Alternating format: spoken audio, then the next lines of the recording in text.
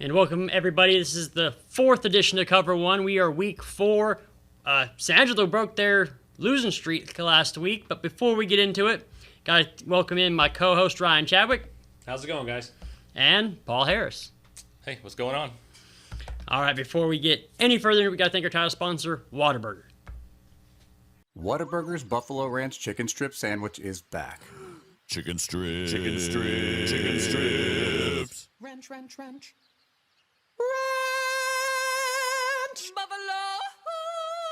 Buffalo Ranch. Monterey Jack cheese.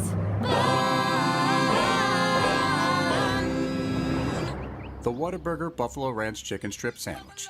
A beautiful masterpiece.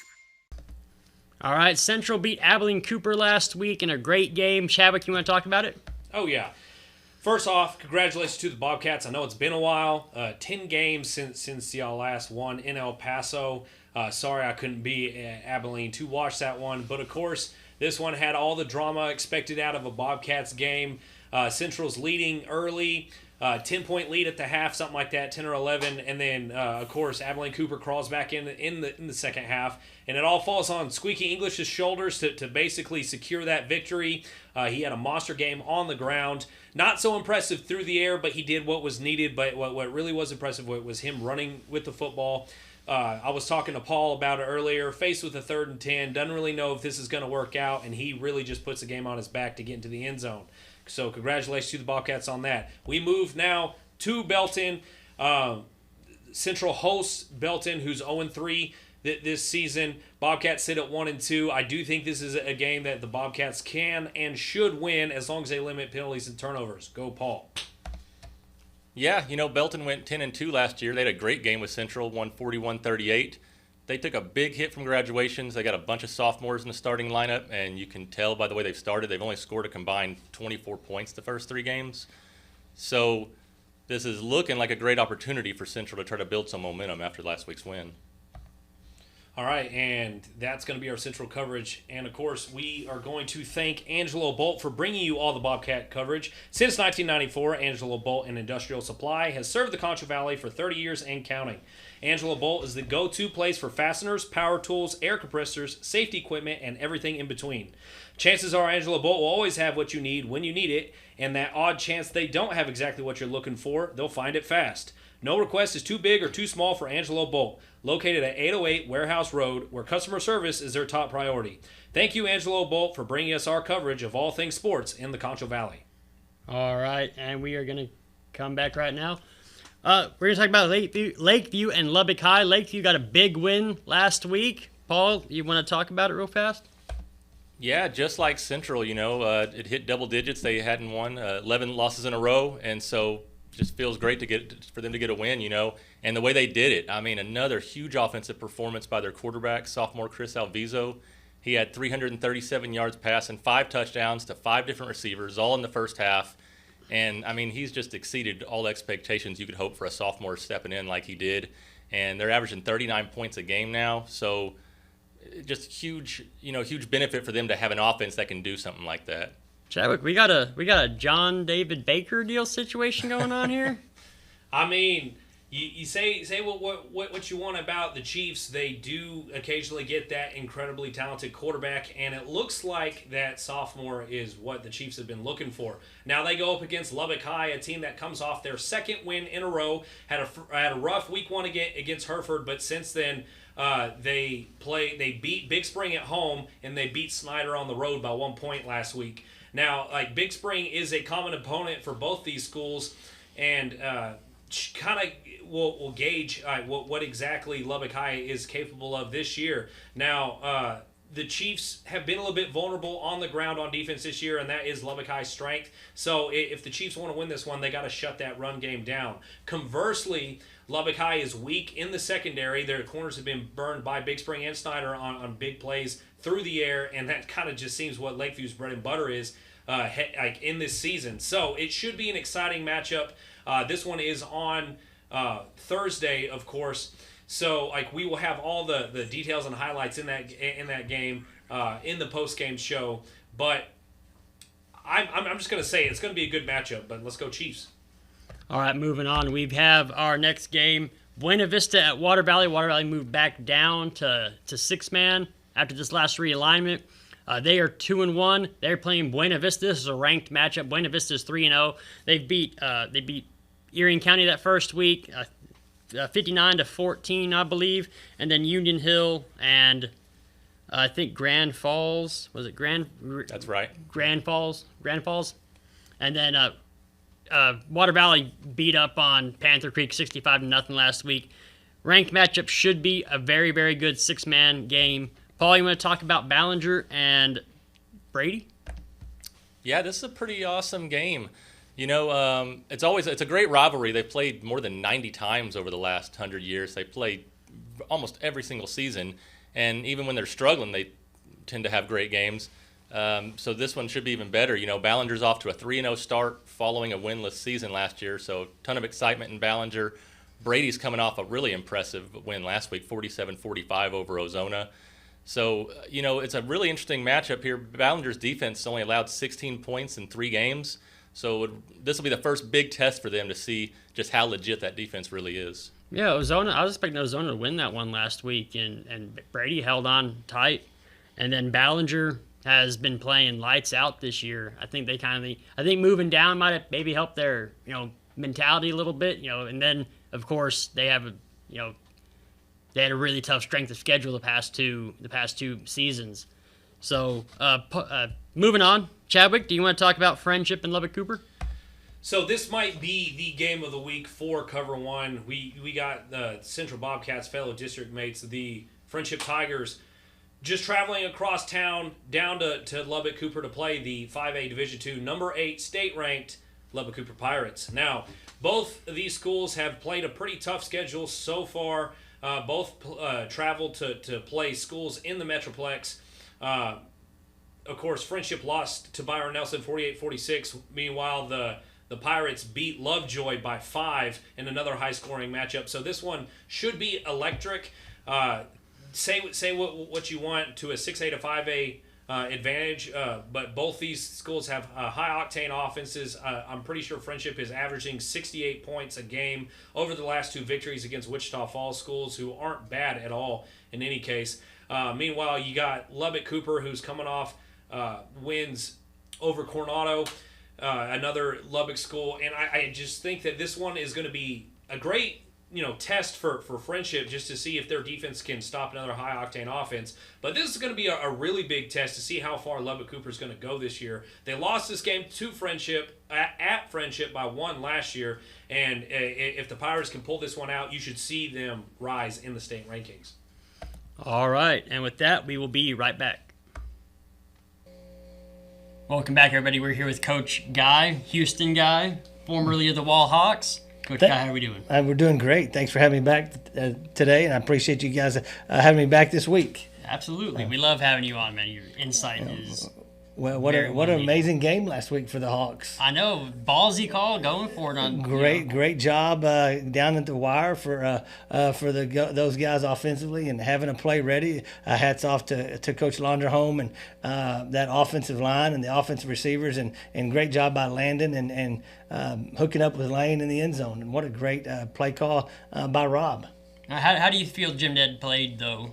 I felt like they struggled. Coach Slaughter really did a good job dialing in defensively the first half. They had kind of had them dialed in and figured out. I thought offensively Jim Ned really struggled. I thought Wall really moved the ball really well the first half, offensively on the ground and in the air. They spread it around, moved it around to different receivers. Lots of kids got different touches. Second half, it was kind of the tale of 2 different halves. Jim Ned came in, back out, started using their quarterback a lot more the second half. He started carrying the ball, and they started running a lot more quarterback run, a lot of more quarterback run game stuff with him. And like we talked about, he's a formidable athlete, and so they struggled stopping him. And then once you start trying to load the box to stop him, and then there's going to be some receivers running open, and he hooked up with them. And made it an exciting game at the end, and then they go ahead to take the lead with about a minute and a half or 2 minutes to go, and they leave a little bit too much time on the clock for us, and we were able to march the ball down the field, get a big play by Kellen Oliver to catch a big pass, and then to make a good move there on our sideline to make more yards after the catch, and so set us up for our score at the end, and then our 2-point conversion with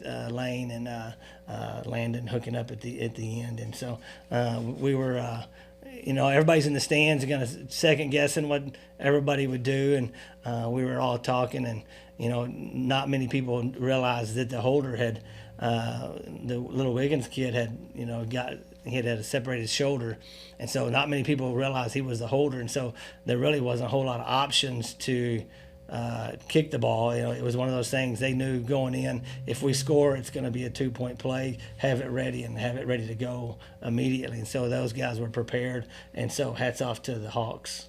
All right. What would you do in this situation? Well, I think you got to go for it. I think if you don't have a holder, the chances of making a field goal with that ball not getting put on the tee or not getting put down correctly, I think you got to go for it. Right. Yeah. Now, I mean, pre-district games, is this kind of the time where you might take some chances? Yeah, I think so. You want to roll the dice. I think that with them finishing that last drive like they did, I felt like they had Jim Ned on their heels. I felt like they had kind of defensively, Jim Ned was gassed a little bit. They kind of had them flustered, and so I felt like it was a great time to go for 2, and it was a great call. All right. We'll get some other. First off, before we get to other games, what's Monahan's look like? How do you feel Monahan's looks? Monahan's is going to be one of those big physical teams. They're out in West Texas, you get a lot of oil field kids. They're going to be tough. They're not going to be as fast as probably some of the teams that we've seen so far. I think they'll have a little trouble with our speed. They're going to be a team again like Jim Ned.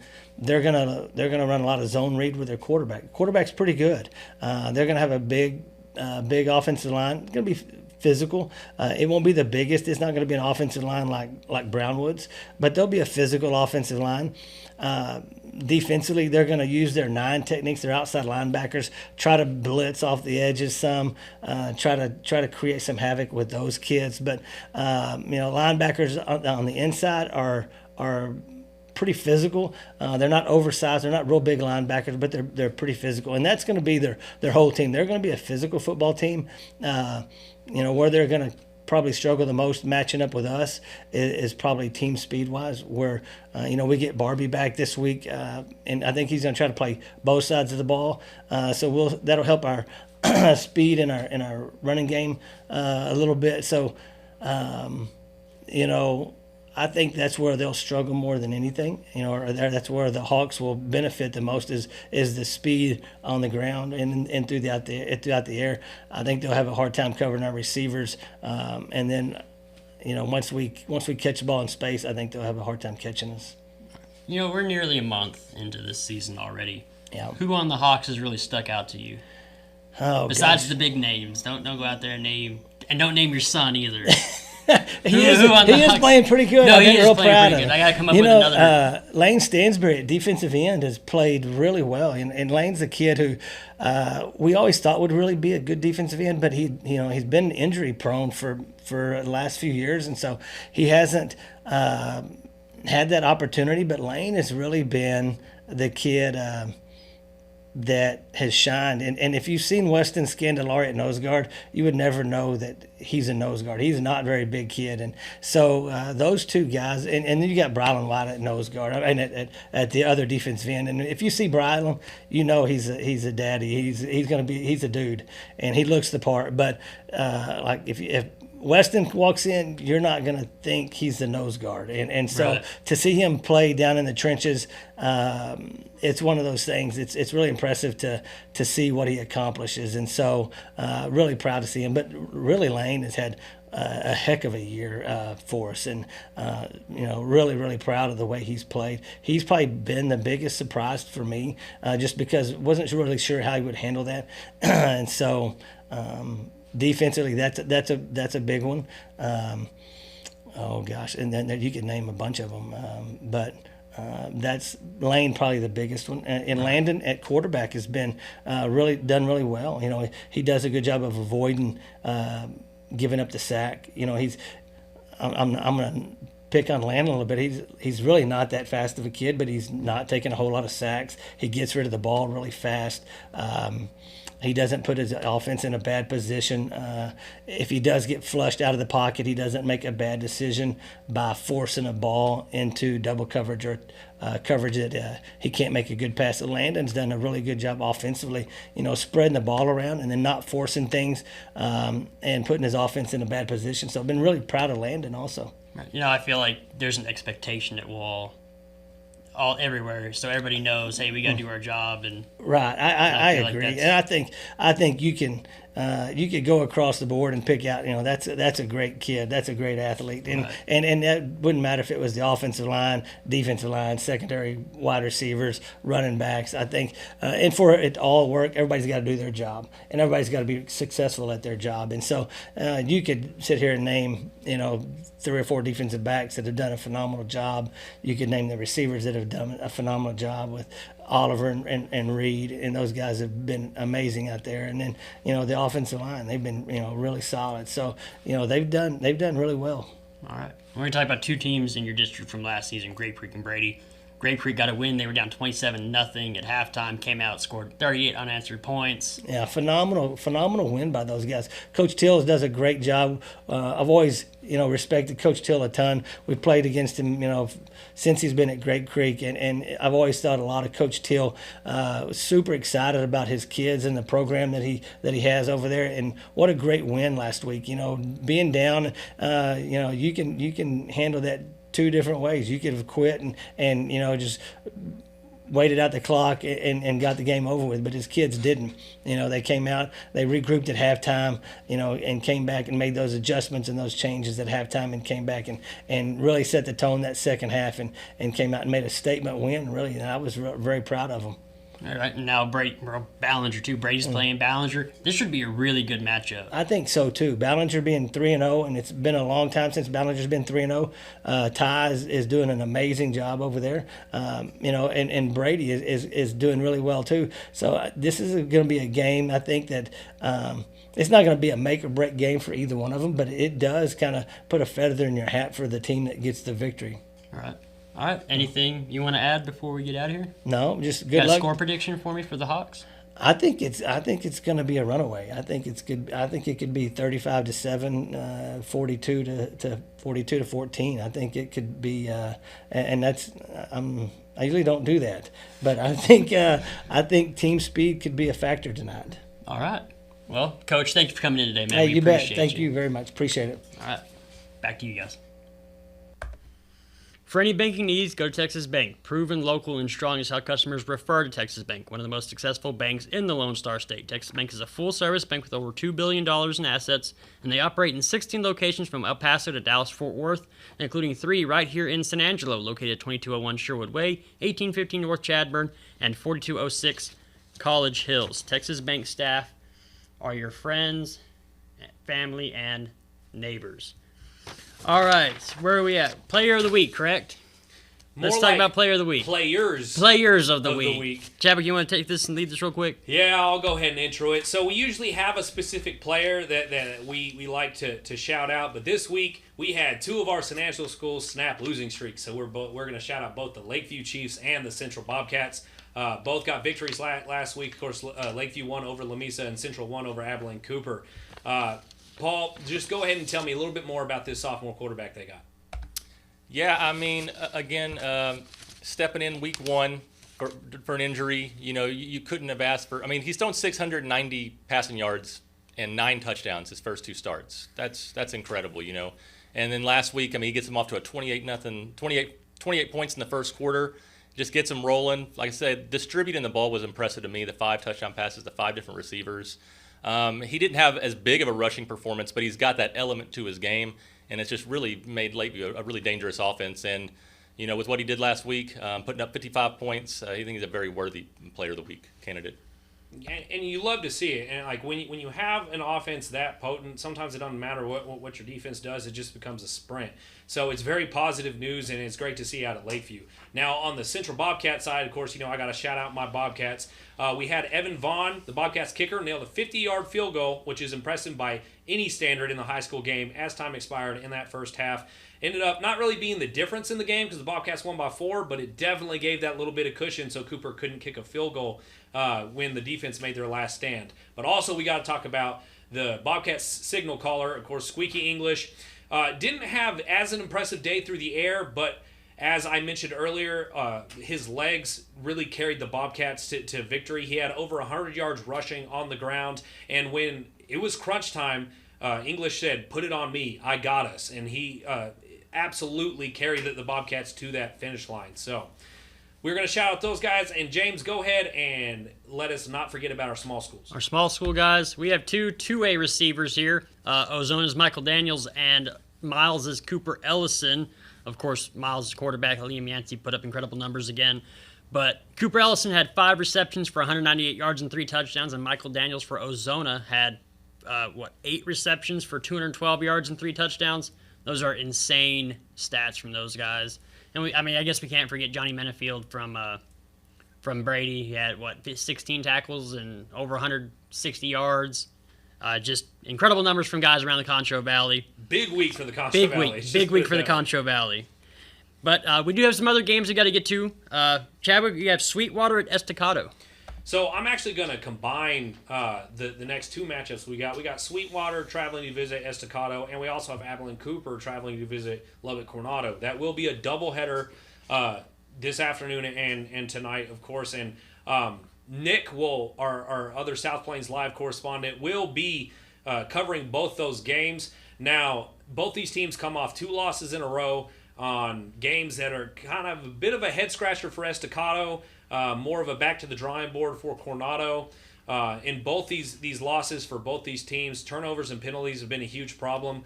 Absolute drive killers with those penalties, especially for Estacado. They're playing well enough to win. All of a sudden, they get a huge gain. Holding call, bring it back. They end up punting, And so I'd like to see both these teams get back on track. But Abilene Cooper will not be a pushover, even at 0-3. They proved that against the Bobcats. And, of course, Sweetwater sitting at 1-2, but their only losses have been to very talented programs. So, to be honest, these both should be good matchups, but it's going to be another rough week for both these Lubbock schools. All right, Paul, you want to talk about Mason and Junction real fast? Yeah. That's not Paul. That's me, the most You're talking handsome. about Mason Junction? Okay. The most handsome member of COVER1. Oh, I'm coming to you. My bad. You're good, Paul. All right. So, this is a rivalry in the sense that they play every single year. It's not been a rivalry in the sense that Mason's won 18 in a row in this series. Mason wins a lot of games, so there's no shame in struggling against Mason. But Junction's off to a 3-0 start this year. They're averaging 39 points a game. It would seem like this is a year that they could threaten Mason a little bit more. Now, Mason's defense is a huge challenge, so we'll see just how good that Junction offense is. But for the first time in a while, this matchup has a little bit more intrigue to it. Yeah, Junction also returned 11 starters on offense and 11 on defense, so they have a lot of experience over there as well. But we're going to talk about the Creek real fast. The Creek is playing Colorado City. Got a huge win last week against Bangs, Great Creek did. Down 27-0 at halftime, scored 38 unanswered points. Just showed the grit and the heart of those kids out there at Grape Creek. They have a really good chance this week to go 2-0 over these last 2 weeks. They have a chance to win back-to-back games, and Tanner Teal's group is playing hard for those guys. And before we move on, we have to hear from a quick sponsor. So it's our Giant Tag Sale. Giant Tags plus hell means one thing: Giant Tag Hell Sale prices. Right now, during our Giant Tag Hell Sale, you can get a brand new 2024 Ford Bronco Sport for just $27,977. But hurry, these are selling fast. Our Giant Tag Hell Sale at Jim Bass Cars and Trucks, Houston Hart at Arden Road, or shop 24/7 at bassbunch.com. Moving right along, we're moving into our college football segment where we represent our West Texas college football schools. Of course, that includes the Texas Tech Red Raiders and the Angelo State Rams. Why'd you say Texas Tech first? because they're the Division I school. Oh, okay. Just both forgot about technically Angelo Texas Tech State, schools. huh? You don't care about Angelo State anymore. I got Yeah, it. whatever. Anyway, the Texas Tech Red Raiders come off a huge victory over North Texas, 66-21 last week. It was exactly what the Red Raiders needed after that huge, embarrassing loss to Washington State on the road. Taj Brook was back, and he was dangerous in that first half. Baron Morton played well enough in one half to make the Davey O'Brien Award's Grade 8, weekly quarterback award. They actually put him on one of the watch lists for the Davey O'Brien. The young man had 275 yards passing and 4 touchdowns in one half. Taj Brooks added a touchdown. No starter played past the first half, but the real story of this game was the defense. They picked off North Texas 3 times, returned one of those for a touchdown, and they were winning 52-7 at half. Moving into the Arizona State matchup, Big 12 conference plays here, and it begins this Saturday. Now, Arizona State was picked to finish last in the Big 12, so since then, they have put together a string of wins. They are 3-0 on the year. They come off impressive wins over Mississippi State and most recently Texas State last week. So there is a very good chance that if Arizona State continues to play like they've been playing, they will be ranked the next couple of weeks. I think they're just outside the top 25 right now. So if Texas Tech was ever going to get right, basically put their foot down and saying, no, we are here in the Big 12. They really need to win this game. Arizona State has a very talented running back, but Texas Tech's defense has been playing better. No one has really been able to run the ball outside of a quarterback for Washington State on the Red Raiders this season, but Texas Tech's going to have to shut that running back down, and Bear Morton cannot turn that ball over. So let's see a big average from Taj Brooks, a couple touchdowns, over 100 yards. See the Red Raiders control the clock and come away with the victory. All right, Paul, you want to talk about Angelo State at Western New Mexico? Yeah, the Rams coming off a 26-20 win over Eastern New Mexico last week, first win of the season. I think the biggest thing for that was just seeing the offense show some consistency. They went with just one quarterback, Braden Fuller, didn't alternate with him and Caden Smith, and his percentages were way up. And I think maybe the most encouraging thing was seeing after Eastern New Mexico pulled within 6 points, about 6 minutes to go left in the game, the Rams just took over the game with their offense. The offensive line just turns out several first downs in a row, and they're able to run out the clock. And for a team that had really struggled to get first downs first couple weeks of the season, that was huge to see. Western New Mexico should be the easiest test the Rams have seen so far. I mean, they're 2-1, but they were beaten by 40 by UTPB to start the year. And so it's a tough road trip going all the way to Silver City. Rams will get back, 7 in the morning the next day. But it looks like a good opponent for them to build some momentum and get to 2-2 on the year. Yeah, the Rams need to win on the road, I think. So before we go any further, though, we got to thank the ArcLight Bar and Grill for all of our collegiate coverage. The ArcLight Bar and Grill is San Angelo's finest new sports bar. It has the largest video wall in the region, right there at the ArcLight Bar and Grill. Saturday's college game day has never been this good. The ArcLight Bar and Grill, located inside the Clarion Hotel at 441 Rio Concho Drive. All right. Let's get to some final thoughts real quick. Chadwick. We just skipping picks? Oh, my bad. This guy. He's mad because I went 5-0 last week, and I'm now the pick leader, and so he just wanted to just brush over them and not do them this week. Yeah, that's what it is. You're right. So, Picks, Chadwick. Let's do picks. All right. Let's go over the standings real quick. Of course, I went a perfect 5-0 last week. Just want to reiterate that one more time. Imagine not having 10 wins on the year. But anyway, I'm sitting at 11-4. Nick, our South Plains guy, he is the second at 10-5. Then we have James sitting at 9-6. Scott sitting at 9-6. Paul at 8-7. Lucas at 6-4. And of course Ernesto at 5-10. I didn't update Lucas's picks. My bad, Lucas. For all I know, you might be right there with me. But Ernesto also went 4-1 last week, so he made up some ground. He was hurting a little bit last week, but let's get right into them. So Belton at San Angelo Central, across the board, everyone's going the Bobcats here. I think we believe in the Bobcats after they finally got that victory over Abilene Cooper. Belton's 0-3. Everyone's picking Bobcats. James, go. All right, we're going to talk about Buena Vista and Water Valley. Chadwick went Water Valley. I went Water Valley. Paul went Buena Vista. Nick went Buena Vista. Lucas went Water Valley. Ernesto went Water Valley. And Scott went Water Valley. Paul and Nick are the two Buena Vista guys. Again, Water Valley did beat Panther Creek 65-0 last week. This should be a really, really good six-man matchup. Chadwick. Let's go ahead and just move on to Lakeview at Lubbock High. Now, I am the sole holdout for Lubbock High, I guess. I've seen them play a couple times this year. I believe in what Coach Rodriguez is doing with those boys up there. And nothing against Lakeview, but everyone else is picking Lakeview. I'm the only one who's going Lubbock High.